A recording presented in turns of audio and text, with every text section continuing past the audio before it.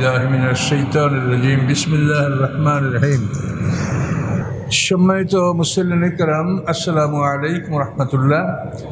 আজকে আমরা সূরাতুল বাকারার 222 নম্বর আয়াত থেকে আলোচনা শুরু করছি। আউযু বিল্লাহি মিনাশ শাইতানির রাজীম ওয়াসআলুনাকা আনিল মাহিজ কুল হুয়া আযা ফাতাযিলুন নিসা ফিল মাহিজ। হে রাসূল, আপনার কাছে ওরা হায়েজ সম্পর্কে প্রশ্ন করে, নারীদের অপবিত্র অবস্থা হায়েজ। তো আপনি বলে দেন যে কুল হুয়া আযা, মহিলাদের হায়েজ এটা একটা অপবিত্র বস্তু। ফাতাযিলুন নিসা ফিল মাহিজ, হায়েজ চলাকালীন অবস্থায় তোমরা নারীদের থেকে পৃথক থাকবে। ওয়ালা তাকরাবুহুন্না, তাদের সাথে তোমরা সহবাস করবে না। হাত্তা ইয়াথুরনা, পবিত্র না হওয়া পর্যন্ত। ফাইজা তাতাহারনা, যখন তারা পবিত্র হবে। ফাতুহুন্না মিন হাইসু আমারাকুমুল্লাহ, তোমরা তাদের কাছে ওভাবেই আসবে যেভাবেই তোমাদেরকে আল্লাহ আদেশ দান করেছেন। ইন্নাল্লাহা ইউহিব্বুত তাওয়াবিন, আল্লাহ তাআলা তওবাকারীদেরকে ভালোবাসেন। ওয়া ইউহিব্বুল মুতাতাহহিরিন, এবং পবিত্রতা অবলম্বনকারীদেরকে আল্লাহ ভালোবাসেন। কোরআন হচ্ছে একটা মানুষের জীবনের সব কিছুর সমাধান আপনি এখানে পাবেন। এখানে এমন এমন কথা মনে হচ্ছে যে এগুলি আমাদের বলতেও কেমন লাগে, শুনতেও কেমন লাগে, কিন্তু আসলে তো এটা জীবনের সাথে সম্পৃক্ত। এর থেকে তো আমরা কেউ পৃথক হতে পারছি না। কাজে এই জন্য এগুলি আমাদের জানার প্রয়োজন, তাই আল্লাহ তাআলা এগুলি বলেছেন। আর রাসূল পাক সাল্লাল্লাহু আলাইহি ওয়াসাল্লাম বলছে যে আমি তোমাদের পিতৃতুল্য, আমি তোমাদেরকে সব শিখাবো, আমি না শিখে তোমাদেরকে শিখাবে। এখানে নারীদের অপবিত্র অবস্থা সম্পর্কে জিজ্ঞাসা করা হচ্ছে যে নারীরা যখন অপবিত্র থাকে তখন তোমরা পুরুষরা তার থেকে পৃথক থাকবে। এখন এইখানে কতগুলো আইন কানুন আছে। নারীরা একবার অপবিত্র হলে কতদিন পবিত্র থাকার পরে আবার অপবিত্র হবে? এখানে শরীয়তের বিধান দেওয়া আছে যে নারীরা মেন্স থেকে ভালো হওয়ার অন্তত 15 দিন পর যদি আবারও রক্ত দেখা যায় তাহলে এটা হায়েজ মানা করা হবে। 15 দিনের আগে যদি দেখা যায় তো এটাকে মনে করতে রোগ, এটা রোগ ব্যাধি, তখন এটা হায়েজের আদেশে আসবে না। হায়েজের সময় তার জন্য নামাজ ত্যাগ করা এবং এই নামাজগুলি তার কাজাও করা লাগবে না, কিন্তু রোজা যদি রোজার মাসে হয় তার রোজাগুলো ভঙ্গ করবে, কিন্তু পরে রোজাগুলি কাজা করবে। যেখানে আপনারা একটা সীমারেখা বুঝতে পারলেন যে একবার পবিত্র হওয়ার পরে দ্বিতীয়বার মিন্স হওয়ার জন্য কমপক্ষে 15 দিন সময়ের পরে মিন্স হবে।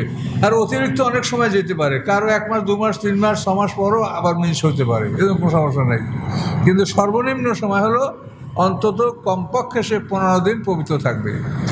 আর এই মিন্সের সময়টা হলো সর্বনিম্ন 3 দিন এবং উপরে 10 দিন পর্যন্ত হতে পারে, এবং এর কম বেশি হলে সেটাকে রোগ মনে করতে হবে।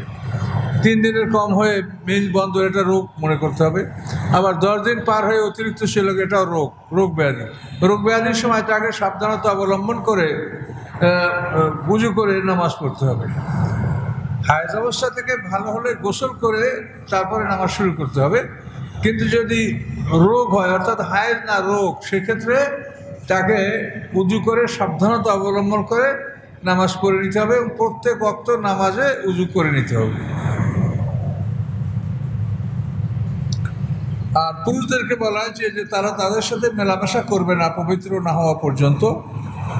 তো এই পবিত্র হওয়ার ব্যাপারে বলা হয়েছে যে তারা গোসল করে নিবে, তখনই তাদের পবিত্রতা পূর্ণতা হবে।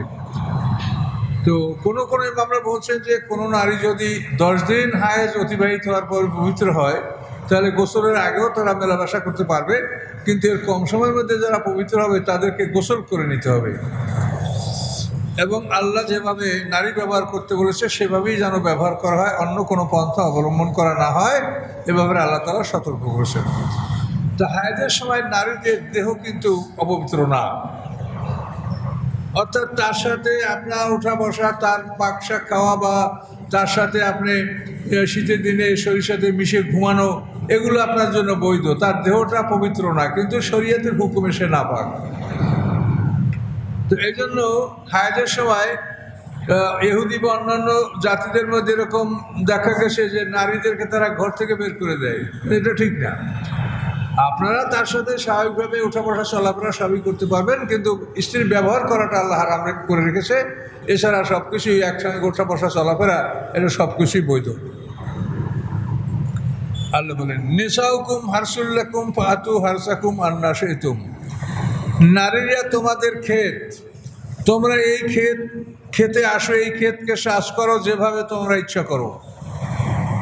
অর্থাৎ তুমি যে কোনোভাবে তোমার সুবিধা মতো নারী ব্যবহার করতে পারবে, কোনো সমস্যা নাই।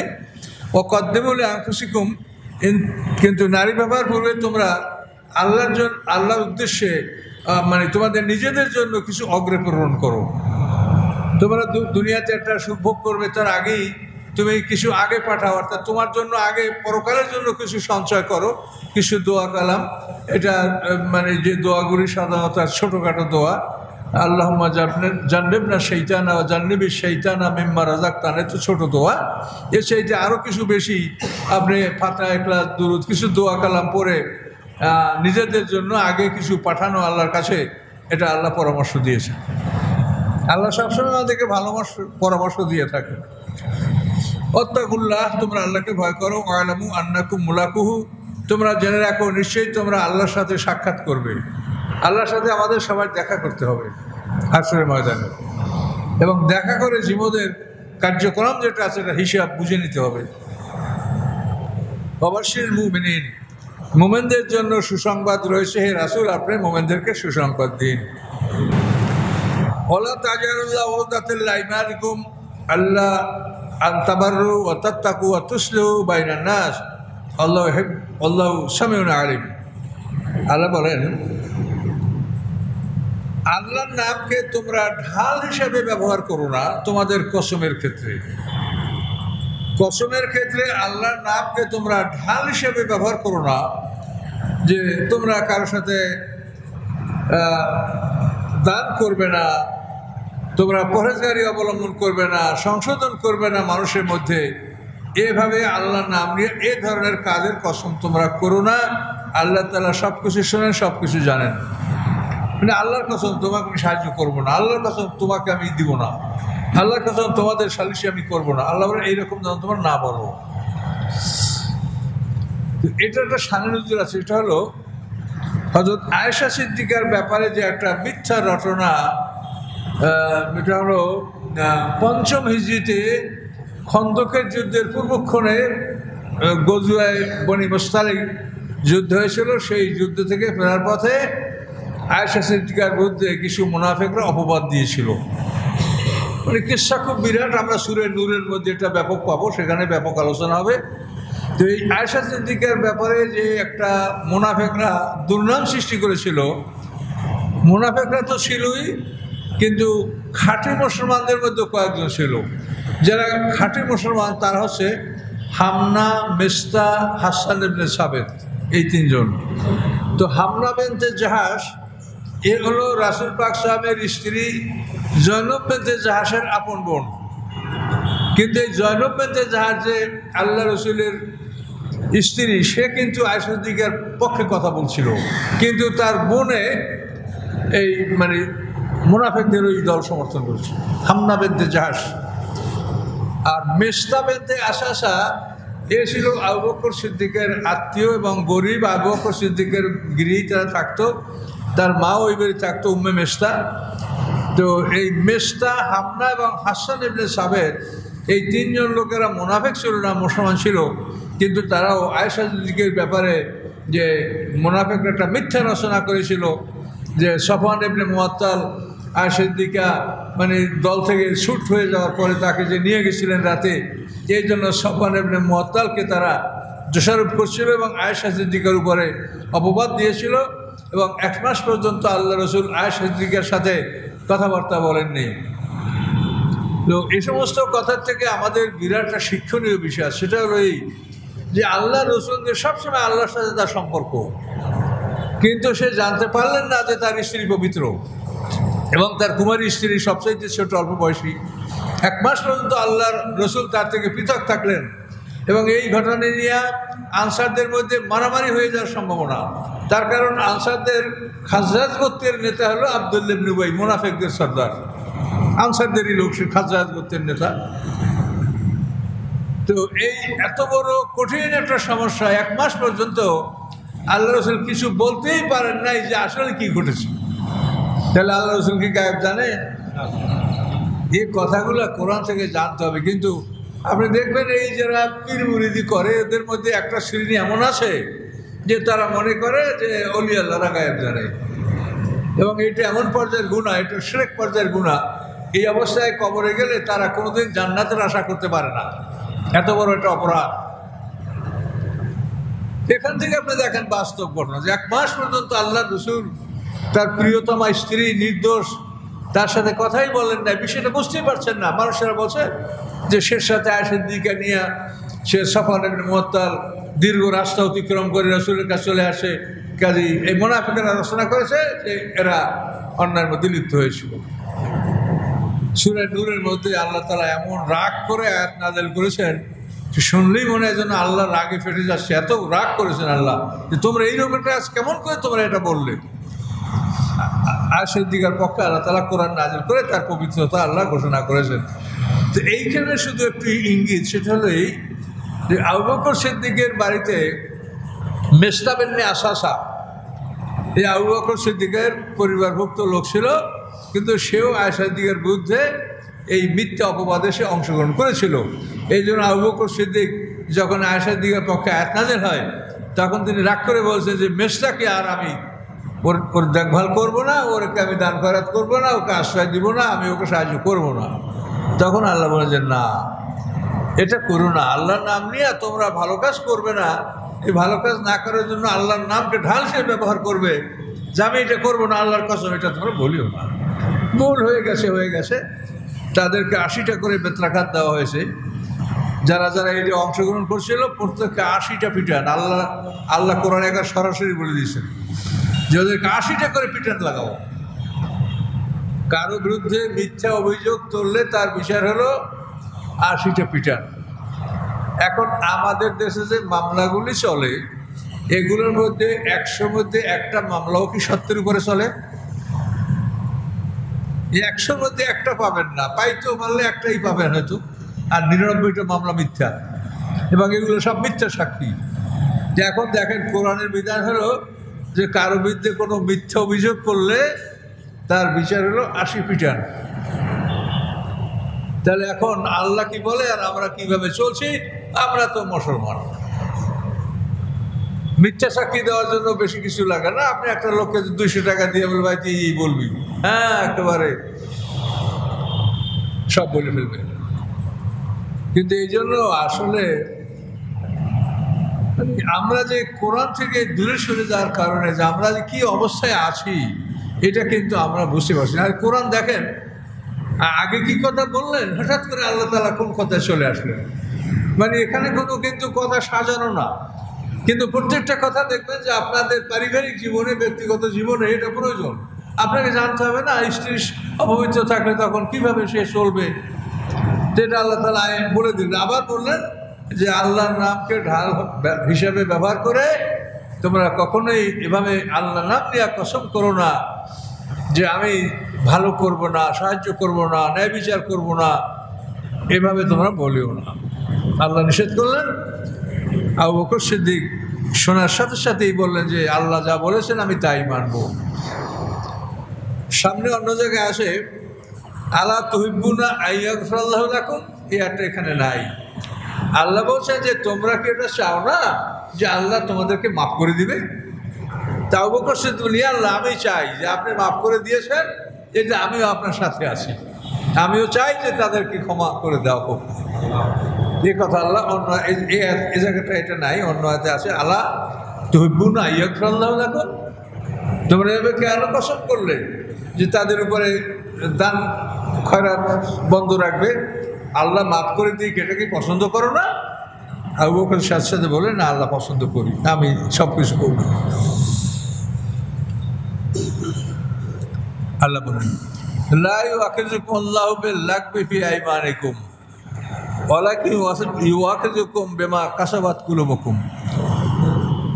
কসম হলো ইয়ামিনে লাগ, ইয়ামিনে মুনাকাদা, ইয়ামিনে গুমুস, 3 ধরনের শপথ এটা আছে। তো এগুলা সচরাচর আপনারা আমাদের হয় না, কিন্তু যেটা হয় সেটা আমি বলছি। ইয়ামানের লাগ হলো কোনো মানুষের স্বভাব আছে, এই তুমি ভাত খেয়েছো? হ্যাঁ খেয়েছি। আল্লাহ খেয়েছো? মানে এখানে ভাত খাইছো, খানা খেয়েছো? হ্যাঁ খাইছি। আল্লাহ খাইছো? এরকম কিন্তু কোনো রকমের অভ্যাস যে কথা বলার আগে আল্লাহ এরকম বলে। তা আল্লাহ বলে যে তোমরা উদ্দেশ্যহীনভাবে যদি এরকম আল্লাহ বিল্লাহ কথায় কথায় বলো, এটার জন্য তোমাদের জরিমানা হবে না, কসমের কাফারা দিতে হবে না। এটা হলো ইয়ামানে লাগ। ইয়ামানে মুনাকাদা হলো যে আল্লাহর কসম আমি দুধ খাবো না।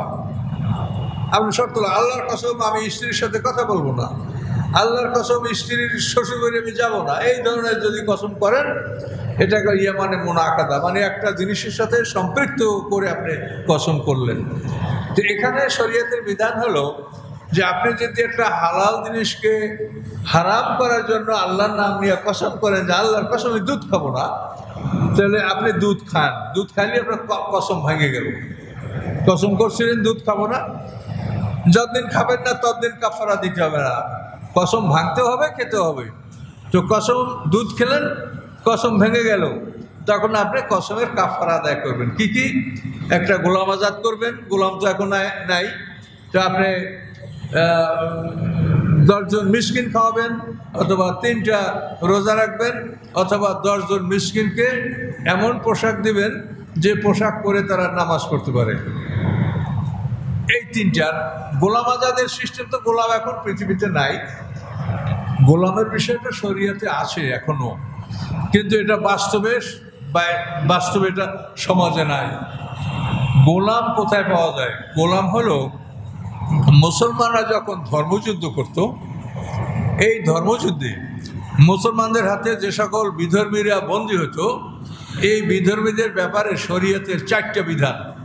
তাদেরকে হত্যা করা যাবে, তাদেরকে দাসদাসীতে পরিণত করা যাবে, তাদেরকে টাকার বিনিময়ে মুক্ত করা যাবে, তাদেরকে সাধারণ ক্ষমা করা যাবে। এই 4টে বিধান রাখা হয়েছে। এই দেখেন কসমের কাফারায়ও 4টে বিধান রাখা হয়েছে।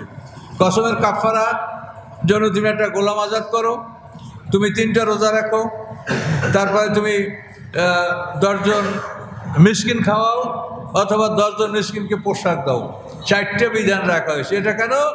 যে শরীয়তে যেন কোনো জটিলতা না থাকে, কার জন্য কোনটা সহজ সে সেটা করো। তোমার অধীনে যদি অনেক কৃতদাস থাকে, তুমি কসমের কাফারার জন্য একটা কৃতদাস মুক্ত করে দাও। আর যদি তোমার অধীনে কৃতদাস না থাকে, তাহলে তুমি কি করো? তুমি 3টা রোজা রাখো, নাহলে 10 জন মিসকিনকে খাবার দাও। খাবারটা আপনি যদি খাওয়ান তাহলে ডাইকে খাওয়াতে পারবেন, আর তা নাহলে ওই যে রোজার ফেতরা দেন, ওইভাবে 10টা ফেতরা দিয়ে দিলে হয়ে যাবে। অথবা তাদেরকে পোশাক দাও। তো শরীয়তে এই সুযোগগুলো রাখা হয়েছে কেন? আল্লাহ কোরআনে বলেছেন যে এই শরীয়তে কোনো জটিলতা রাখা হয়নি। আপনি হজ করতে যাবেন, আপনি হজে ইফরাত করতে পারেন, কেরান করতে পারেন, তামাত্তু করতে পারেন। 3টা নিয়মে আপনাকে হজের সুযোগ দেওয়া হয়েছে। তো এইভাবে শরীয়তে যাতে কোনো জটিলতা না থাকে, এই জন্য আল্লাহ তাআলা এই বিধানের মধ্যে এই নানা রকম মানে একাধিক পন্থা রেখেছেন, যাতে সহজে মানুষ যে কোনো একটা বিধান পালন করে। তো এই জন্য আল্লাহ কোরআন পাকে বলেছেন, আল্লাযীনা জাহাদু ফীনা লানাহদিয়ান্নাহুম সুবুলানা, আমার পথে যারা শ্রম করে, চেষ্টা করে, আমি আমার রাস্তাগুলি তাকে দেখাই। এখন এই ফীনা লানাহদিয়ান্নাহুম সুবুলানা, এই সাবিলের বহুবচন সুবুল, মানে আমার সকল রাস্তাগুলি আমি তাকে দেখাই। এখন একদল লোক যারা মারেফাতপন্থী, তারা বলে যে আল্লাহ বলছে সুবুল মানে রাস্তা অনেক, কাজে আমাকে পীর সাহেব বলছে 126 তরিকা, 60 তরিকা, 20 তরিকা, এগুলি সব জায়েজ আছে। নাউজুবিল্লাহ বলুন। আল্লাহ বলছে আমার রাস্তাগুলি দেখাবো, তো মানুষের রাস্তাগুলি কি আল্লাহর রাস্তা? সুবুলা না মানে কি? আল্লাহ বলছে আমার রাস্তাগুলি আমি তাদেরকে দেখাবো। তো আল্লাহ তাআলা শরীয়তের জন্য একাধিক যে বিধান রেখেছেন এগুলি হচ্ছে আল্লাহর রাস্তা। এখন আমি যদি একটা রাস্তা বানাই সেটি কি আল্লাহর রাস্তা হবে? তো এইভাবে সমাজে মানুষকে বিভ্রান্ত করা হচ্ছে, আর সাধারণ মানুষ এগুলো বোঝে না। মানুষ বলতে হ্যাঁ হুজুরি বসে, কোরআন থেকেই তো বসে। আল্লাহ বলছে রাস্তা অনেক, তাহলে পিসাবরা 4 তরিকা 20 তরিকা 126 তরিকা এরকম তার তরিকা বলে, তো এগুলো ঠিক আছে, নাউজুবিল্লাহ। তো এগুলিকে বলা ইলহাদ, অর্থাৎ কোরআনের বাঁকা অর্থ করা। কোরআনের যারা বাঁকা অর্থ করে আল্লাহ বলেন ইন্নাল্লাযীনা ইউলহিদুনা ফি আয়াতিনা লা ইউখফাউনা আলাইনা। আল্লাহ বলেন যারা কোরআনের বাঁকা অর্থ করে তারা আমার অগোচরে নয়, আমি তাদেরকে জানি দেখি। আফামা ইউলকা ফিন নারে খায়রুন আম্মা ইয়াতি আমিনা ইয়াউমুল কিয়ামা। আল্লাহর কাছে নিরাপদে উপস্থিত হওয়া ভালো না কিয়ামতের দিন জাহান্নামে নিক্ষিপ্ত হওয়া ভালো? ইলহাদ মানে কোরআনের বাঁকা অর্থ করা। অবতাগিল রসিলা মানে পীর ধরো। আমরা তো পীরের দেশের মানুষ, আমরা একদম ছোট্ট কাল হইতে শুনে আসি অবতাগিল রসিলা। আল্লাহ বলছে পীর ধরলে তোমরা পীর ধরো, কথা বলতে পারছেন। আর আয়াতের অর্থ হলো একটা আয়াত, এই আয়াতকে খণ্ড করে পড়ার অনুমতি নেই। কোরআনের একটা বাক্য কোনো ভাষারই, আপনি যে কোনো ভাষার একটা লাইন থেকে একটা বাক্য থেকে যদি আপনি ভেঙে ফেলেন তাহলে ওই বাক্যে যা বলা হয়েছে সেটা কি আর থাকবে? তো এখন আল্লাহ বলছেন ইয়ায়ুল্লাযিনা ইত্তাকুল্লাহা ওয়াবতাগুল ওসিলাতা ওয়া জাহিদু ফি সাবিলিহি লাআল্লাকুম তুফলিহুন। এই হলো আয়াত সূরা মায়দা সম্ভবত। এখানে আল্লাহ তাআলা বলছেন হে ঈমানদারগণ আল্লাহকে ভয় করো, আল্লাহর সন্তুষ্টি লাভের জন্য ওসিলা অনুসন্ধান করো, আল্লাহর রাস্তায় জিহাদ করো। 3টা কথা বলেছেন একটা আয়াতের মধ্যে, এর মাঝে কোনো বিরতি নাই, কোনো থামার কোনো চিহ্ন নাই। তো এখন যদি একটা লোক মাঝখান থেকে বলে অবতা গেলে ওসিলা মানে পীর ধরে, কেমন কথা হলো? তাহলে একটা কথা বলতে পারে যে কোরআনে আছে লা তাকরাবুস সালাতা, নামাজের ধারে কাছেও যেও না, কাজে আল্লাহ নামাজ পড়তে নিষেধ করছে বলেন। তাহলে এই ধরনের ওয়াজ আমার ছোটবেলা থেকে শুনতে শুনতে আমি বড় হয়েছি। আমাদের দক্ষিণ অঞ্চল বরিশাল অঞ্চল এগুলো সব পীরের দেশ, কথা বুঝতে পারছেন? তো এই যে সমাজের অবস্থাগুলি আলেম ওলামারা আজকাল যা আমরা করছি তাতে যে কি এক ভয়ঙ্কর অবস্থা, এটা হাসরের ময়দানে উঠলে দেখতে পাবেন যে 50,000 বছরের সমান দিনে যে বিচার হবে, এই আলেমদের পিছনে এই সময় অনেক বেশি ব্যয় হবে। আলেমদের পিছনে, ধনীদের পিছনে, কথা বলতে পারছেন? গরিবরা 500 বছর আগে ভেসতে যাবে। তো এই কথাটা আমি বুঝেছি হজ থেকে যখন ফ্লাইটে ঢাকা এসে নামলাম, তো খুব বড় বিমান, প্রায় 700 মতো লোক ছিল। এখন ওই আমরা আমাদের ব্যাগের সব আগেই বিমানের ইয়াতে দিয়েছি, বাংকারে দিয়েছি, হাতে ব্যাগ ট্যাগ নাই।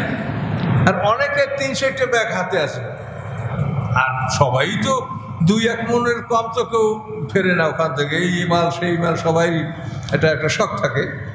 এখন আমরা খালি, এখন আমরা তো ফুরফুর করে নামিয়ে যাচ্ছি। এখন যাদের 2-3টা ব্যাগ, ভাই ঠেলেন না, ভাই যাইয়েন না, ভাই এটা করেন না, কে শোনে? যে খালি ফুরফুর করে বাইরে হয়ে যাচ্ছে, আর ব্যাগ আলাদা রকম ভাই করছে খালি। তো তখন আমি বুঝেছি যে আসলে বোঝা নিয়া কোনো জায়গায় গেলে তার দেরি হবে। কি বুঝতে পারছেন? ওই সময় আমি বুঝেছি যে বোঝা নিয়ে কোথাও গেলে দেরি হবে। কাজে খালি থাকলে সহজেই নাইমা যাওয়া যাবে, সহজেই ওঠা যাবে। কাজে এই জন্য বোঝা নিয়ে যারা হাসরের ময়দানে উঠবে তাদের বিলম্ব হবে। যে আল্লাহ রাসূল বলছেন এটা হতেই পারে যে গরিব 500 বছর আগে ভেসতে যাবে, এটা হতে পারে। তো যাই হোক, গরিব ধনী সবাই আল্লাহর বান্দা। আপনি যদি আপনার মালের হক আদায় করেন তা আপনার কোনো ভয় নেই। আপনি আপনার মালের হক আদায় করেন, আপনার কোনো ভয় নেই, আল্লাহ তার আইন করে দিয়েছেন। কিন্তু হক আদায় না করে কবরে গেলে খুবই ভয়ঙ্কর অবস্থা। আমার এই গত 1-2 দিন আগের থেকেই কোরআনে সূরা মরিয়মের তাফসীর করেছি আমি ওই জুমায়, কিন্তু একটা আয়াত আমার মনের মধ্যে এমনভাবে পীড়া দিচ্ছে যে আমি এটার ভয় অস্থির হয়ে যাচ্ছি। সূরা মরিয়মের ৭১-৭২ নম্বর আয়াত আল্লাহ বলেন, তোমাদের সকলকেই ওর মধ্যে ঢুকতে হবে, দোজখে ঢুকতে হবে। ঢোকার পরে আমি মুত্তাকিনদেরকে বের করব আর জালেমদেরকে ওখানে রেখে দেব।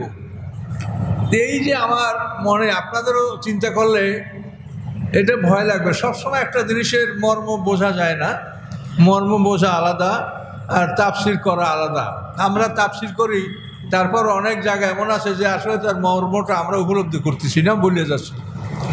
এর মর্মটা হলো, আপনার পরিবারে 10 জন লোক আছে, সবাই ঢুকবে, বের হওয়ার সময় কয়জন বের হতে পারবে? এই চিন্তাটা যখন মনে আসে তখন খুব অস্থির হয়ে যায় যে আমার পরিবারে যারা আছে আমি তো সবাইকে চিনি, তো আমরা সবাই যদি ওখানে ঢুকবো তো ঢুকবোই, ঢুকি মানে যদিও নাই আর কারণও নাই, ঢুকতে হবেই।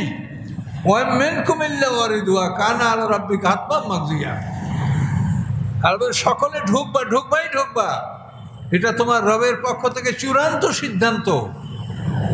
এই সিদ্ধান্তের কোনো পরিবর্তন নাই, তো ঢুকবোই। এখন ঢুকলে বের হইতে পারবো কয়জন কিনিয়া?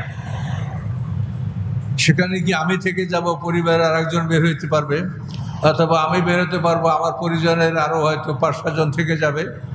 কি অবস্থাটা হবে এটা একটু ভেবে দেখেন, মনের মধ্যে এটা গাইতে নেন যে কি অবস্থাটা তাহলে হবে। আমি আমার স্ত্রীকে নিয়ে কি বের হতে পারবো? আমি আমার ছেলে মেয়েদেরকে নিয়ে বের হতে পারবো? আমার মাকে নিয়ে আমি ওখান থেকে বের হতে পারবো? আমার বোনকে নিয়ে আমি বের হতে পারবো? এই চিন্তাগুলো মনের মধ্যে আমার খুবই পীড়া দিচ্ছে। এবং এটা হিসাব করে দেখলে আমি হিসাবে দেখছি যে অনেক ক্ষতিগ্রস্ত হব, অনেক ক্ষতিগ্রস্ত হব। এই যে সবাইকে নিয়ে বের হওয়ার একটা আশা, এটা কোনো ক্রমেই যোগ বিয়োগ করে দেখছি যেটা হচ্ছে না। তাহলে এই হিসাবটা আপনারাও করিয়েন এবং এইটা নিয়ে পরিবারে একটু বসেন যে আসলে চলো আমরা এক জায়গায় যখন ঢুকবো, ঢোকার পরে কি আমরা আসলেই বের হতে পারবো? স্ত্রীকে জিজ্ঞাসা করেন, তুমি আমার সাথে বের হতে পারবে? আমি তোমার সাথে বের হতে পারবো? আমাদের ছেলেমেয়েরা আমাদের সাথে বের হতে পারবে? আমার মা বড় বোন আমাদের সাথে বের হতে পারবে? তো এই বিষয়টা মনের মধ্যে রাখেন। আল্লাহর কোরআন নিয়ে গবেষণা করতে আল্লাহ, এটার নাম গবেষণা, এটার নাম মোরাকাবা। এই একটা এতই ভয়ঙ্কর লাগে আমার কাছে যে আমি যেন মনে হয় অস্থির হয়ে যাচ্ছি।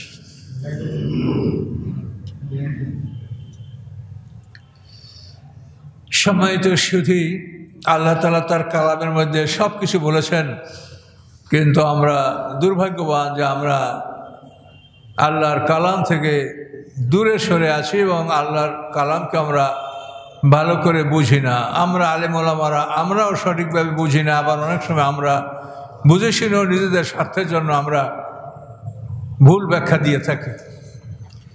কাজে এটা অত্যন্ত ভয়ঙ্কর ব্যাপার। সেই জন্য আল্লাহ বলছে, নিয়মা তুবুলা সারা ইরু ফামা লাহু মিন কুওয়াতি ওয়ালা নাসির ওয়া হুসসিলা মা ফিস সুদূর। আল্লাহ বলবেন সেদিন সমস্ত ভেদগুলি উন্মোচিত হবে, অন্তরের সমস্ত গোপন বিষয়গুলি উন্মুক্ত করে ফেলানো হবে। যে আমি আমার স্বার্থের জন্য আমি কি কথা বলেছি যাতে আমার মুসল্লিরা আমার প্রতি সহানুভূতিশীল হয় বা আমাকে দান খয়রাত করে বা আমি সুযোগ সুবিধা লাভ করতে, কে কি জন্য কোন কথা কি উদ্দেশ্যে বলেছি, আল্লাহ বলেন সেদিন সমস্ত বিষয়গুলি স্পষ্ট হয়ে যাবে, কোনো কিছু গোপন থাকবে না। কাজে এই জন্য আমাদের খুবই সতর্ক হয়ে কাজ করা উচিত। এখন আল্লাহ কি বললেন যে তোমরা যদি ওই রকম কথায় কথায় কারো অভ্যাস থাকে, এই তুমি কোথায় গেছিলা? বাজারে গেছিলা? আল্লাহর কসম বাজারে গেছিলা? এখন আল্লাহর কসম মানে তো প্রয়োজন নাই, কিন্তু এটা একটা অভ্যাস। এই তুমি ওখানে গেছিলে? আল্লাহর কসম, হ্যাঁ গেছিলা, এরকম কিন্তু বলে। এটা আল্লাহ লাগবে। এই ধরনের কসমে তোমাদের কাফারা দিতে হবে না, কিন্তু যেখানে তুমি একটা জিনিসে সম্পর্কিত হয়ে যাও যে আমি এটা করবো না, এটা খাবো না, এটা হারাম কাজের জন্য তুমি কসম করো যে আমি অবৈধ কিছু গ্রহণ করবো না আল্লাহর কসম, এটা ঠিক আছে, তুমি কসমও ভেঙো না আর ওভাবেই তুমি থেকে যাও। কিন্তু একটা হালাল বস্তুকে যদি তুমি হারাম করো তো সেখানে তোমাকে কসম ভঙ্গ করতে হবে, কাফারা দিতে হবে। আর ইয়ামিনে গুমুস হলো মিথ্যা কসম করা, মানে জেনে শুনে একটা মিথ্যা কসম, এটি ইয়ামিনে গুমুস। ইয়ামিনে গুমুস এত বড় অপরাধ যে এর জন্য শরিয়াতে কোনো কাফারা নির্ধারণ করা হয় নাই, এর জন্য বলা হয়েছে যে যদি আল্লাহর কাছে তওবা করে তাহলে আল্লাহ ক্ষমা করতে পারে, কিন্তু এর জন্য ক্ষতিপূরণের ব্যবস্থা করা হয় নাই। ক্ষতিপূরণ হইলে তো ওটা ক্ষমা হয়ে যাওয়ার কথা, কিন্তু এখানে যে সে ক্ষমা পাবে এরকম আশাও নাই এবং ক্ষতিপূরণও তার জন্য এটা নির্ধারিত করা নাই। ওটার এরকম অভ্যাস থাকলে সে যেন আল্লাহর পথে ফিরে আসে। ইয়া মানে গুমুস, মিথ্যা কসম করা। দেখেন আমরা আদালতে বিচারকের সামনে দাঁড়ালি তখন একটা কাগজে কি লেখা থাকে, শপথনামা থাকে না? তাহলে আমরা ওখানে কথা বলার আগেই তোমাদের শপথনামা হচ্ছে যে আমি মিথ্যা বলবো না। তারপর আমরা সেখানে কিভাবে কথা বলছি, কাজে আমরা আল্লাহর কাছে যাব এবং এগুলি সম্পর্কে কিন্তু আমাদের হিসাব দিতে হবে। এই জন্য সতর্কতার সহিত কাজ করতে হবে। আল্লাহ গফুরুন হালিম, আল্লাহ তাআলা দয়াশীল এবং অতি সহনশীল। সহনশীল অর্থ মানে আল্লাহ তোমাদেরকে সাথে সাথে কোনো বিষয়ের শাস্তি দেন না, শাস্তি বিলম্ব করেন যাতে তোমরা তওবা করার সুযোগ পাও, ভুল থেকে তোমরা আল্লাহর পথে ফিরে আসতে পারো। এই জন্য আল্লাহ তাআলা সাথে সাথে কোনো ব্যবস্থা গ্রহণ করেন না। এই জন্য আল্লাহকে বলেছে হালিম। হালিম মানে পেশেন্ট, সহনশীল। রুগী মানে কি, যে ধৈর্য ধরতে বাধ্য, পেশেন্ট, সহনশীল। আল্লাহ সামনে বলছেন লিল্লাযীনা ইয়ারুনা মিন নিসাইহিম তারাব্বুসু আরবাতা আশহুর। আরব সমাজে জাহিলিয়াতে যে প্রচলনগুলি ছিল তার মধ্যে একটা ছিল যে স্ত্রীকে বলতো আল্লাহর কসম তোমার কাছে আমি যাব না, এইটা বললে স্ত্রীকে ফেলায় রাখলো। এখন তার কাছে যাবে না স্বামী, এই কথার উপরে স্ত্রী ওভাবেই পড়ে থাকলো। মানে 2 মাস 6 মাস বছর পার হয়ে গেল, স্বামী তার কথা উড্র করলো না, তাকে তালাকও দিল না, রাখলো না, এভাবে শুধু বইলে রাখলো আল্লাহর কসম তোমার কাছে আমি যাব না। এইভাবে নারীদেরকে কষ্ট দেওয়া হতো। জাহিলিয়াতে এই সমস্ত বিধান ছিল। ইসলাম আসার পরে আল্লাহ বলেন যে এইভাবে যদি তোমরা কসম করো তো তোমাকে 4 মাস সময় দেওয়া হবে। 4 মাসের মধ্যে তুমি স্ত্রীকে ফিরিয়ে আনতে পারবা। যদি 4 মাসের মধ্যে না আনো তাহলে তোমার স্ত্রী শেষ, তোমার স্ত্রীর উপরে আর তোমার দাবি থাকবে না। স্ত্রী বিচারকের কাছে যাবে, কাজীর কাছে যাবে যে আমার স্বামী অমুক তারিখ আমার সাথে কসম করছে যে আমি তোমার কাছে যাব না, সেই দিন থেকে আজকে আমার 4 মাস পার হয়ে গেছে। কাজী তখন কাজী এই তালাক ঘোষণা করে দেবে। কাজী তাকে জানায় দিবে যে তোমার স্ত্রীর উপরে তোমার আর কোনো অধিকার নাই। এটা 4 মাস। এখন ওরা ছিল মানে অনাদিকালের জন্য ওরা একটা মানুষকে কষ্ট দেওয়ার ওরা প্রথা সমাজে প্রচলিত রেখেছিল। আল্লাহ এটাকে সমাধান করে দিলেন যে এটা তোমরা 4 মাসের উপরে এটার জন্য তোমার সময় পাবে না। 4 মাসের মধ্যে ইচ্ছা হয় স্ত্রীকে ফিরিয়ে আনো, আর যদি 4 মাস পার হয়ে যায় তাহলে স্ত্রী তোমার অধীনে থাকবে না, সে স্বাধীন হয়ে যাবে, অন্য স্বামী গ্রহণ করার অধিকার সে লাভ করবে। এটা আল্লাহ বলছেন। এই সমস্ত পারিবারিক বিষয় এটা কিন্তু মানুষের জীবনের খুঁটিনাটি যা কিছু আছে এর সবই কোরআনে আছে। লিল্লাযীনা ইয়ারুনা মিন নিসাইহিম, ওই সমস্ত মানুষের জন্য বিধান যারা তাদের স্ত্রীর ব্যাপারে শপথ করে, কসম করে। তারাব্বুসু আরবাতা আশহুর, তারা 4 মাস অপেক্ষা করবে। ফাইনফাউ ফাইনাল্লাহ গফুরুর রহিম, 4 মাসের মধ্যে যদি তারা ফিরে আসে, কসম প্রত্যাহার করে, তো আল্লাহ ক্ষমাশীল দয়াশীল। ওয়াইন আযাবুত তালাক, আর যদি কসমের মাধ্যমে তারা তালাকের ইচ্ছা প্রকাশ করে তা তাও আল্লাহ জানেন। ফাইনাল্লাহ সামিউন আলিম, আল্লাহ তাআলা শ্রবণকারী এবং জ্ঞানী। কসমের মাধ্যমে যদি সে তালাকের নিয়াত করে তো তালাকও দিতে পারবে, কিন্তু এই সমস্ত ক্ষেত্রে স্বাভাবিক তালাকের চাইতে এটার বিধানটা একটু অন্যরকম হলো। এটা হলো 4 মাস, আর ওগুলো হলো 3 হায়েস পর্যন্ত স্বাভাবিক তালাকে। আল মুতাল্লাকাতু ইয়াতারাব্বাসনা বিআনফুসিহিন্না সালাসাতা কুরু, তালাকপ্রাপ্ত মহিলারা 3 হায়েস পর্যন্ত তারা অপেক্ষা করবে, অন্য স্বামী গ্রহণ করবে না। এটা একটা বিরাট ব্যাপার। মহিলা তালাক হয়ে যাওয়ার পরে স্বামী তাকে তালাক দিলে 3 হায়েস অপেক্ষা করবে, তারপর সে অন্য স্বামী গ্রহণ করবে। এটার কারণ হলো, এটার পিছনে বিরাট একটা কারণ আছে। কারণটা হলো যে জিনাকে যে হারাম করা হয়েছে, তো এর বহু কারণ আছে। তো একটা কারণ হলো এই যে বর্তমান পৃথিবী যে এইডস রোগ আছে, এই এইডস রোগে বর্তমান পৃথিবীতে অন্তত 20 কোটি লোক এই রোগে আক্রান্ত। এই রোগের কোনো চিকিৎসা নাই। এই রোগ যার হবে সে আস্তে আস্তে নিস্তেজ হয়ে যাবে, তার শরীরে রেজিস্ট্যান্স পাওয়ার প্রতিরোধ ক্ষমতা থাকবে না। তারপরে তার যদি সর্দি হয়, সর্দি আর ভালো হবে না, জ্বর হইলে জ্বর আর ভালো হবে না, কাশি হইলে কাশি আর ভালো হবে না, এভাবে দুর্বল হতে হতে তার মৃত্যু করবে। এমন এক মারাত্মক রোগ এইডস। তো এই এইডস রোগটা হয় জেনার থেকে। এই জন্য আল্লাহ রসুল আজ থেকে ১,৫০০ বছর আগে কোরআন নাযিল, সেখানে বলা তাকরাবু জেনা, জেনার ধারে কাছেও যেও না, মারাত্মক রোগে তুমি আক্রান্ত হবে, এইডস রোগ তোমার হবে। তো এখন এই পুরুষের বীর্য, এই পুরুষের বীর্যটা এমন একটা বস্তু যে প্রত্যেক মানুষের বীর্যটা তার রক্ত থেকে সৃষ্টি হয়। তার রক্তের গ্রুপ আছে। ধরুন আমার রক্ত ও পজিটিভ, আপনার রক্ত কি আপনারা জানেন। আপনার অপারেশন লাগলে আপনার যে গ্রুপ, ওই গ্রুপের রক্ত আপনার শরীরে ঢুকাতে হবে অপারেশনের সময়। তো এই জন্য এই যে রক্তের যেমন গ্রুপ আছে, তেমনি রক্ত থেকে বীর্য সৃষ্টি হয়, ওই বীর্যের ওই রকম গ্রুপ আছে। সকল পুরুষের বীর্যের এক গ্রুপ না। তো বিভিন্ন গ্রুপের রক্ত যদি একটা মানুষের দেহে ঢোকে, তো এই মানুষটা অসুস্থ হয়ে মরবে। ঠিক তেমনিভাবে বিভিন্ন গ্রুপের বীর্য যদি একটা মহিলার ইউটেরাসে প্রবেশ করে, ওই মহিলা অসুস্থ হবে, অসুস্থ হয়ে তার এইডস রোগ হবে। এরপর যত পুরুষ তার সংস্পর্শে আসবে সবাই এইডস রোগে আক্রান্ত হবে এবং গোটা জাতি ধ্বংস হবে। এই জন্য আল্লাহ বলছেন জেনার ধারে কাছেও যেও না।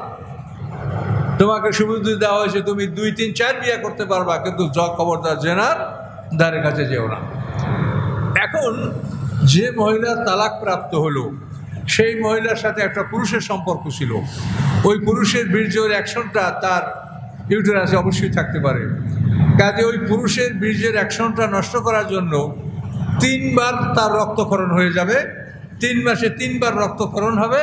3 মাস রক্তক্ষরণের পরে তার রেহেমটা পবিত্র হবে এবং এইডস রোগের বা ওই যে পূর্বের স্বামীর বীর্যের কোনো অ্যাকশন তার মধ্যে আর থাকবে না। সেই স্টেপরা মানে পবিত্র হয়ে যাবে।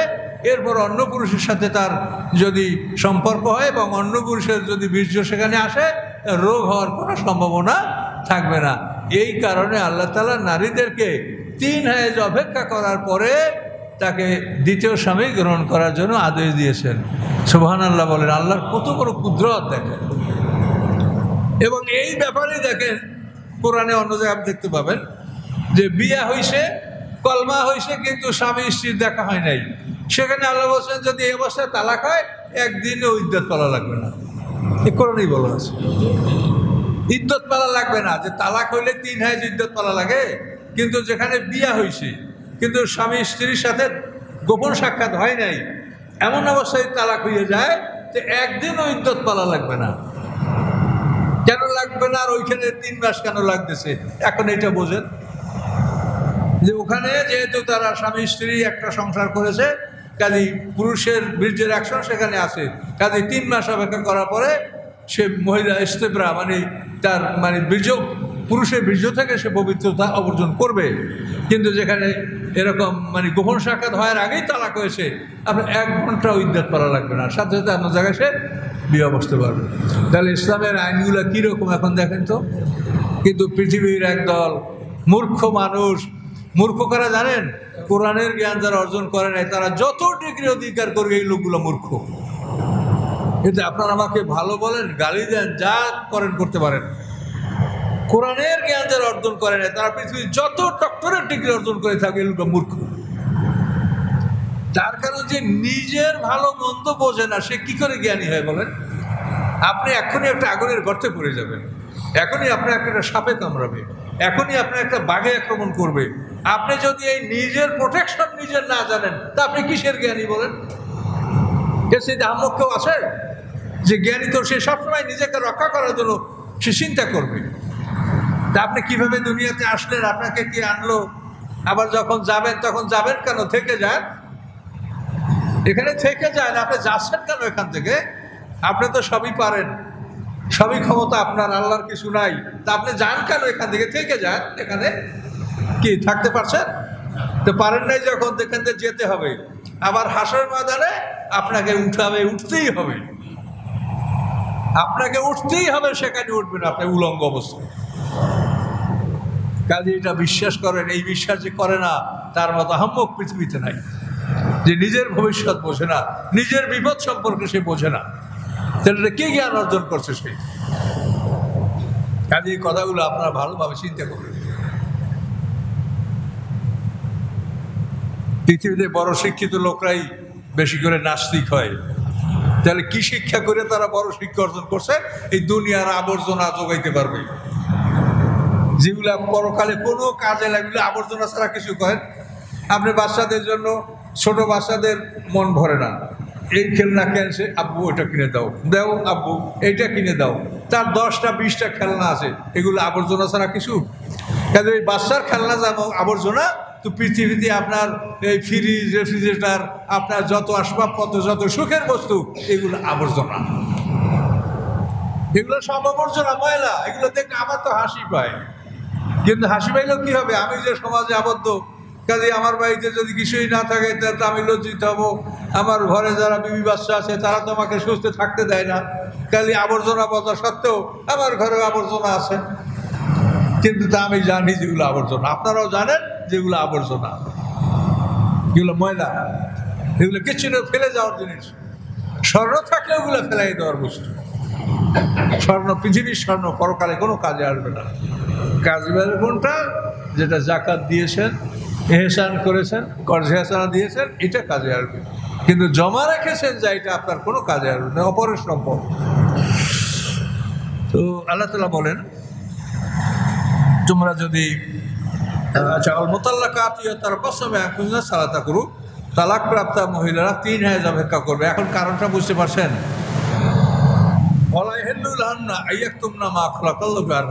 আল্লাহ বলেন, তালাক প্রাপ্ত মহিলারা, তাদের জন্য বৈধ হবে না যদি তাদের রেহেমের মধ্যে আল্লাহ কিছু সৃষ্টি করে থাকেন, অর্থাৎ তারা যদি গর্ভবতী হয়, তো সেটা যেন তার স্পষ্ট বলে দেয় যে আমি তালাক প্রাপ্তা, কিন্তু আমি গর্ভবতী।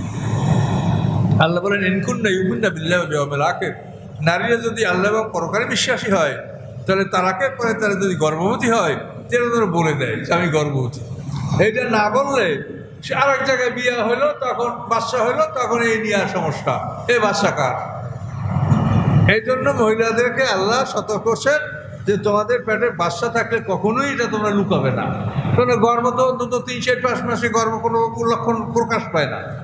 এই সময় তালাক হয়েছে, এক মহিলা বিয়ে বসলো, পরে দেখা গেলে 7-8 মাস পরে বাচ্চা হয়ে গেল, তখন এই নিয়ে ভীষণ সালিশি শুরু হয়ে গেল।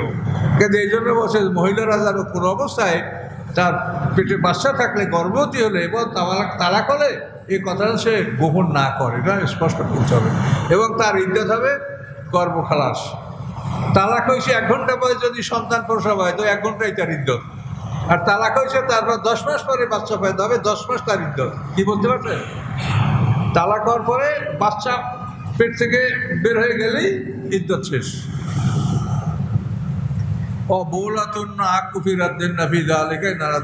আল্লাহ বলেন, স্বামীরা তাদেরকে ফিরিয়ে আনার অধিকার রাখে যদি স্বামীরা সংশোধন করতে চায়।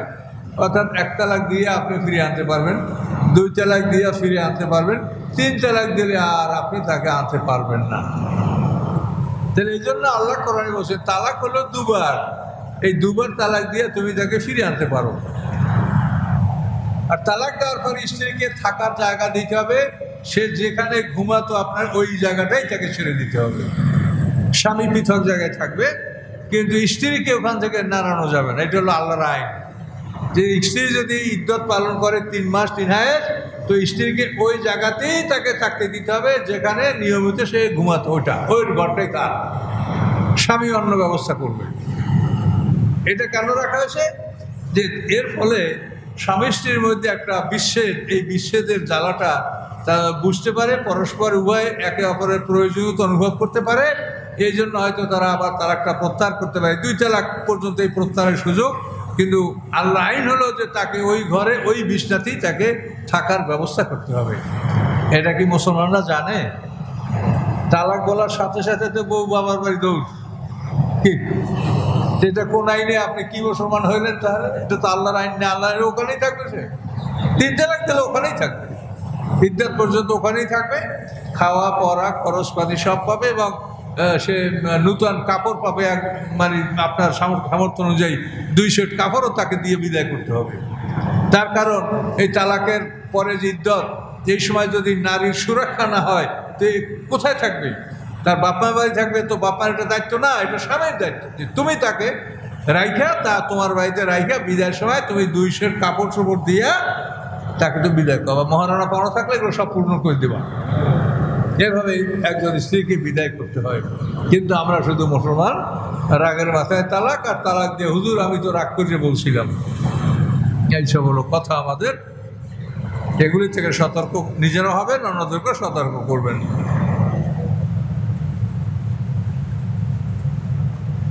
ওয়ালাহুন্না মিসলুল্লাযী আলাইহিন্না বিল মারুফ।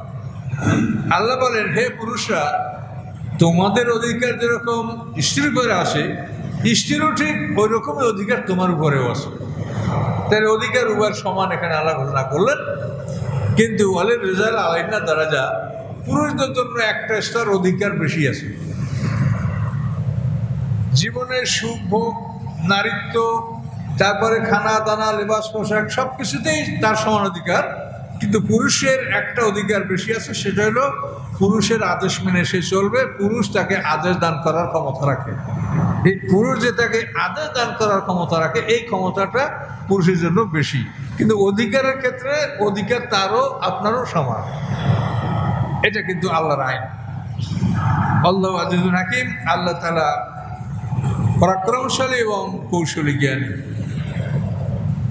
আচ্ছা, এখন আমরা যে এই একটা রুকু আমাদের শেষ হয়েছে 228 পর্যন্ত চলে আসছে, এখানে একটা কথার একটু ব্যাখ্যা থেকে গেছে। সেটা হলো নারীরা তোমাদের ক্ষেত, এই ক্ষেতে তুমি যেভাবে ইচ্ছা সেভাবে তুমি চাষাবাদ করতে পারো, আবাদ করতে পারো। এই ক্ষেত্রে তাফসীরকারকরা, বড় বড় তাফসীরকারকরা বলেছেন যে এইখানে যে স্ত্রীকে গর্ভবতী না করার একটা অনুমতি এখানে আছে। এই আয়াতে এটা বোঝা যায় যে তোমার ক্ষেত তুমি চাষ করবা, তুমি ক্ষেতে পানি দিলেই তোমার গাছগুলি মানে ফুটে ফুটে বের হবে, আর ক্ষেতে পানি না দিলে তোমার ক্ষেতে অঙ্কুরিত, বেশি অঙ্কুরিত হবে না। তো এই যে কথাটা যে তোমার ক্ষেত, তোমার স্বাধীনতা বজায় রেখে তুমি তোমার ক্ষেতে চাষ করতে পারো, এইখান থেকে আজর পানি মানে আউট এজাকুলেশন, বাহির বীর্যপাত, এটার অনুমতি কিন্তু এখান থেকে আলেমরা এটা থেকে ইস্তেমবাদ বলে, এটা থেকে মানে এরা বের করেছে যে আল্লাহ বলেছেন যেটা তোমার কাজ, তোমার ইচ্ছে মতো তুমি চাষ করো। এই জন্য তুমি যদি এখনই স্ত্রীকে গর্ভবতী না করতে চাও তো নাই করতে পারো। তোমার স্ত্রী যদি সন্তান থাকে যে দুধ খাচ্ছে, তো আল্লাহ বলছে যে মায়েরা সন্তানকে 2 বছর, পুরো 2 বছর দুধ খাওয়াবে। এখন এই 2 বছরের আগে যদি স্ত্রী গর্ভবতী হয় তো বাচ্চা তার সে দুধ খাওয়া থেকে বঞ্চিত হয়ে যাবে, মায়ের দুধ বন্ধ হয়ে যাবে, এই কচি বাচ্চাদের এটা জুলুম হবে। কাজে এই জন্য আল্লাহ তাআলা এই সমস্ত সুযোগ সুবিধা বিধানে রেখেছে। কথা বুঝতে পারছেন? বিধান এমন এক বিধান যে এর মধ্যে কোনো সমস্যা রাখা হয়নি। তো এই জন্য আল্লাহ তাআলা এই বিধান রেখেছে যে এই খ্যাত তোমার খ্যাত, তুমি ইচ্ছা করলে যদি বিলম্বে পানি ঢালো তো একটু দেরিতেই তোমার চারাটা, দানাটা অঙ্কুরিত হবে, আর তুমি যখনই পানি ফেলবে তখনই তো সেখানে অঙ্কুরিত হবে, তোমার স্ত্রীর পেটে বাচ্চা পয়দা হবে। এই জন্য আল্লাহ তাআলা এই বিধানটা রেখেছেন কোরআনে। এমন যদি হয় যে সেই পুরুষ একাধিক বিয়ে করার সামর্থ্য রাখে না, তাহলে সে একই স্ত্রী, এখন তার 2 বছর অপেক্ষা করাও মুশকিল, যে সন্তানকে 2 বছর দুধ পান করাতে হবে। তো এই সমস্ত ক্ষেত্রে আল্লাহ বলছে যে তোমার ক্ষেত তুমি ইচ্ছে মতো চাষাবাদ করো। কিন্তু এইখানে অনেক সময় দেখা যায় যে মুসলিম পরিবারে এই আলেমাওয়ালার ঘরেও 10-11 মাসের পর আর একটা বাচ্চা। তো এইটা যে কত বড় একটা জুলুম, এটা আপনি ভেবে দেখেন যে ওই কোলের বাচ্চাটা না মায়ের আদর পায়, না যত্ন পায়, মা কী করে এদেরকে লালন পালন করবে? সংসারে একটা অশান্তি সৃষ্টি হয়। এই জন্য আল্লাহ তাআলা এই বিধানের সুযোগ সুবিধা রেখেছে যে আল্লাহর বিধান মেনে যদি তুমি চলো তো তোমার সংসারে অশান্তি আসবে না, আর ফ্যামিলি প্ল্যানের জন্য বাজারের ঔষধ লাগবে না, আল্লাহর কথা মাইনে চলো। তোমার 2 বছর 3 বছর পর একটা বাচ্চা আসবে, তুমি 2 বছর বাচ্চাকে দুধ খাবে, তারপরে স্ত্রী গর্ভবতী হলে সে সন্তানটা বাইরে হতে আরেক বছর সময়, তা 3 বছর পরে তোমার একটা সন্তান আসতেছে, তা তোমার বাজারের প্রাণী কী জন্য লাগবে? আর বাজারের প্রাণী তো সমাজে অনেক ক্ষতিও হয়। হ্যাঁ, অনেকটা মানে নারী পুরুষরা একটা বেপরোয়া হয়ে যায় এবং জেনার দিকে তারা সাহস করতে পারে, এরকম একটা সমস্যা অবস্থার সৃষ্টি হয়। এটা তো দেখতে হবে একটা জিনিসের একটা পার্শ্ব প্রতিক্রিয়া যেটা, সেটা কিন্তু ওখানে আছে, আর এইটাই কোনো পার্শ্ব প্রতিক্রিয়া নাই। এই জন্য আল্লাহর বিধানগুলি আমাদের জানতে হবে, এবং এই কোরআনে সব এই বিধান দেখবেন, এই সূরা বাকারা, তারপরে নেশা, এ দেখলে অবাক হয়ে যাবেন যে আল্লাহ তাআলা জীবনের সব খুঁটিনাটি বিষয়গুলি এই কোরআনে বলে দিয়েছে। কিন্তু আমাদের বর্তমান পৃথিবীর ওয়াজ নসিহত হলো বিরাট বক্তা, বড় ওয়াজ, সুন্দর সুন্দর গান, সুন্দর সুন্দর কাহিনী, মানুষকে হাসানো কাঁদানো, বিরাট বক্তা। কথা বলতে পারছেন? আর এগো বায়না দেওয়া লাগে 50,000 টাকা। এই সমাজকে আমরা নষ্ট করেছি। অথচ আল্লাহর কোরআনে প্রত্যেকটা কথা জরুরি, একটা কথা আসে জরুরি ছাড়া, দেখেন তো এইভাবে পুরো কোরআনে এভাবে জীবনের সমস্যাগুলি তোলা রয়েছে। তো আপনারা এগুলি দেখভাল করবেন, জীবনের বাকি সময়টা কোরআনের মধ্যে ব্যয় করবেন, এটা আমার অনুরোধ। তো আজকে আমরা এখানে সমাপ্ত করছি। 228 নম্বর আয়াত পর্যন্ত তাফসীর হলো। আল্লাহুম্মা সাল্লি আলা মুহাম্মাদ ওয়া আলা আলি মুহাম্মাদিন কামা সাল্লাইতা আলা ইব্রাহিম ওয়া আলা আলি ইব্রাহিম ইন্নাকা হামিদুম মাজিদ। আল্লাহুম্মা বারিক আলা মুহাম্মাদ ওয়া আলা আলি মুহাম্মাদিন কামা বারাকতা আলা ইব্রাহিম ওয়া আলা আলি ইব্রাহিম ইন্নাকা হামিদুম মাজিদ। আল্লাহুম্মা আমিন ইয়া রাব্বাল আলামিন। আমরা হাতে এক রাত দুরূদ পাঠ করেছি মুহাম্মদ রাসূলুল্লাহ সাল্লাল্লাহু আলাইহি ওয়াসাল্লাম পাকে সব পৌঁছে দেন। আদম আলাইহিস সালাতু ওয়াস সালাম থেকে আসপন্ত আম্বিয়া, আউলিয়া, উলামা, ফুজালা, শুহাদা, সালিহিন, সিদ্দিকিন, মুমিনিন, মুমিনাত যারা পৃথিবী থেকে বিদায় নিয়েছেন তামামের পাকে সব পৌঁছে দিন। আল্লাহ, আমরা যারা হাত তুলেছি আমাদের অনেকে আপনজন পৃথিবী থেকে বিদায় নিয়েছে। দাদা দাদি, নানা নানি, শ্বশুর শাশুড়ি, পিতামাতা, বড় ভাই, বড় বোন, স্ত্রী পুত্র প্রয়োজন যারা কবরে গেছেন, আল্লাহ তামামের পাকে সব পৌঁছাই দিন। আল্লাহ, খাস করে ইমাম সাহেব স্ত্রী মারা গেছেন, আমার এক ভাই আজিজুর ভাই, তারও স্ত্রী 2 দিন আগে মারা গেছে। আল্লাহ, এভাবে আরও মানুষের সমস্যা থাকতে পারে। আল্লাহ, আপনি সবাই খবর রাখেন, আমি তো সবাই খবর রাখি না। আল্লাহ, আপনার কাছে সব খবর আছে। আল্লাহ, যাদের আপনজন পৃথিবী থেকে বিদায় গ্রহণ করছে সকলের আরো পাকে আমাদের এই সব আল্লাহ আপনি পৌঁছিয়ে দেন, তাদের আমল নামা এগুলি জমা করে দেন আল্লাহ, এবং এই উসিলে তাদেরকে মাফ করে দেন আল্লাহ। ইয়া রাব্বুল আলামিন, আল্লাহ কোরআনের তাফসীর আপনি কবুল করুন। মানুষেরা আমরা যারা কোরআন শুনছি আমল করতে পারি, আপনি তৌফিক দান করুন।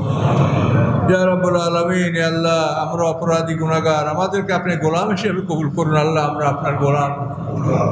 আল্লাহ, আমরা আপনার গোলাম হিসেবে হাজির হতে চাই আপনার সামনে। আল্লাহ, আমরা যাতে আপনার খাঁটি গোলাম হতে পারি, আল্লাহ আপনি তৌফিক দান করুন। আল্লাহ, আমাদের যে ব্যারাম পীড়া, অসুখ বিসুখ, রোগ ব্যাধি আছে মাফ করে দেন, এবং দেশে বালা মুসিবত আছে আল্লাহ দূর হয়েছে, দূর করেছেন আপনি, দয়া করে এই বালা মুসিবত যেন আবার ফিরে না আসে আল্লাহ আপনি আমাদেরকে মাফ করে দিন।